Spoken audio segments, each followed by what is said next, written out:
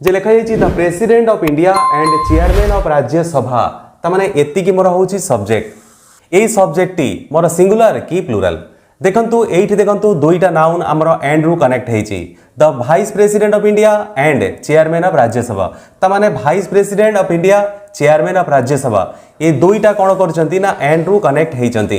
देखंतु एटा दुईटा डेजिग्नेशन को बुझौची वाइस प्रेसिडेंट एटा गुटे डेजिग्नेशन राज्यसभा चेयरमैन एटा होची गुटे डेजिग्नेशन एठार देखंतु दुईटा डेजिग्नेशन दिए जाइछि किंतु सेम पर्सन को इंडिकेट करूछि केमिति ना जी हमर वाइस प्रेसिडेंट हबो से ही हबो राज्यसभा चेयरमैन तामाने वाइस प्रेसिडेंट आ राज्यसभा चेयरमैन ये दुईटा डेजिग्नेशन सेटा गोटे पर्सन को इंडिकेट करूछंती ये दुईटा डेजिग्नेशन गोटे पर्सन को इंडिकेट करूछंती तामाने गोटे पर्सन तामाने एटा सिंगुलर बोली हमें विचार करिवो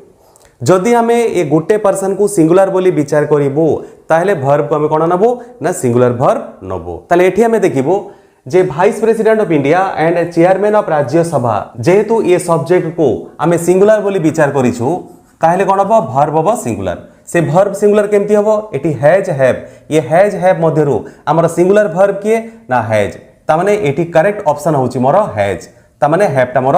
कटि जीवो।